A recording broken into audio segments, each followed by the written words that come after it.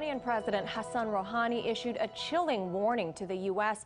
over the assassination of General Qasem Soleimani.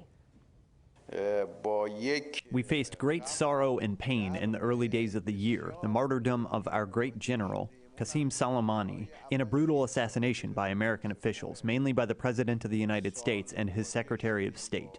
These two are among the main culprits of this crime. Of course, others had a role too, and our nation will not leave them alone. Now, this as suspicion grows over President Trump abandoning plans to spend New Year's Eve at Mar-a-Lago, suddenly returning to the White House as a huge weapons deal is approved with Saudi Arabia. Joining us to discuss, former Pentagon official Mike Maloof is here. So, Mike, first, how do you interpret those words of Hassan Rouhani? What do you think he means that Iran will never leave those responsible for General Qasem Soleimani's death alone? Well, I think you have to take him at his word. It was devastating to Iran over the assassination of Soleimani. So I think that even after Trump leaves office, if he leaves office, I think that he will be haunted by Iranians, and because they will go after him at some point. Kal halal Yahweh Ba'Shem Yahushai Ba'Shem Rakah Kodash. Double honors unto the apostles and elders of Great Millstone. Peace and blessings to the hopeful elect.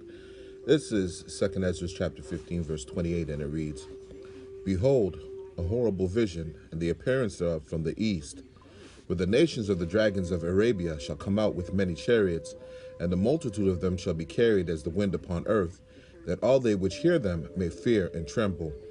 If you think Trump and Pompeo, for that matter, is shivering inside their loafers now, imagine when Yahweh puts the spirit of these so-called Arabs, the dragons of Arabia, which really are a mixed multitude of Ishmaelites, Persians, which are Elamites, where the idea of jihad itself really originated, Assyrians as well as Edomites. You really have seen nothing yet. Also the Carmanians, who are the Iranians, raging in wrath, shall go forth as the wild boars of the wood, and with great power shall they come and join battle with them, and shall waste a portion of the land of the Assyrians.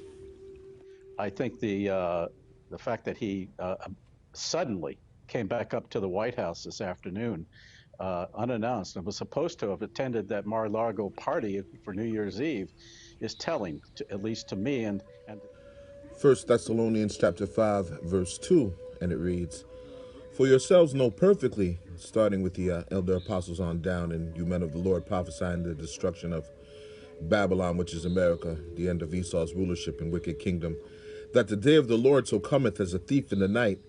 For when they shall say peace and safety, then sudden destruction cometh upon them, as travail upon a woman with child, and they shall not escape. This UAE deal, which is yet another failed attempt to show goodwill and fortune and unity under the guise of American foreign diplomacy, and its rush to sell arms to the House of Saud, which are Edomites, is actually another proverbial nail in America's casket. There will be no peace in the Middle East until all the heathen have been purged from Israelite, the so-called Negroes, Latinos, and Native American Indians land. If this is all a ploy for Senior Trump to declare martial law, we'll have to wait and see. And to some of us as well who watch these things closely, given the buildup, a crescendo seems to be building, and you've had the Israelis for months provocating in order to get the United States involved in something. And this is Jeremiah chapter 49, verse 20. The second time this week I'm having to bring this out. Therefore, hear the counsel of the Lord Yahweh, that hath taken against Edom and his purposes, that he hath purposed against the inhabitants of Teman. Surely the least of the flock shall draw them out. Surely he shall make their habitations desolate with them. You heard this former Pentagon official say it himself. Israel has been trying to provoke action for a long time now, and it's only a matter of time before the U.S. and its allies get exactly what is coming to them.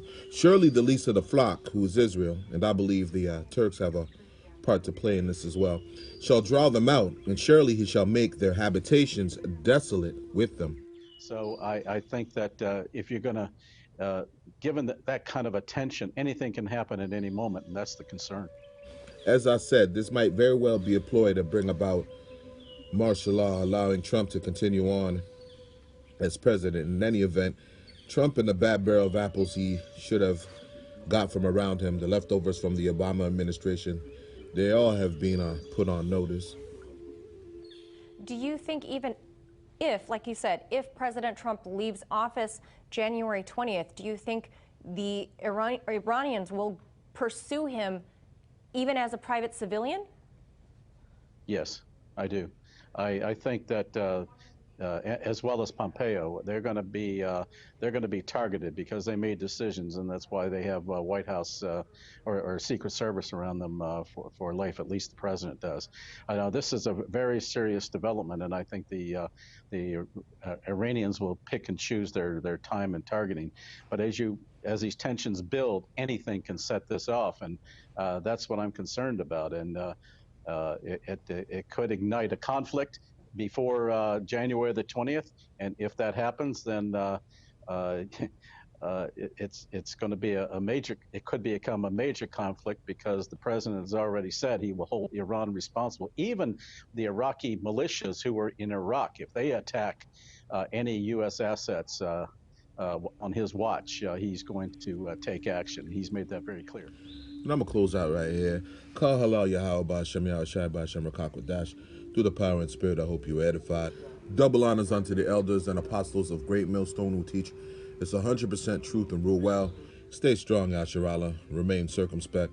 Remember, angels cover. Pray without ceasing. Hopefully, January 2021 jumps off the right way.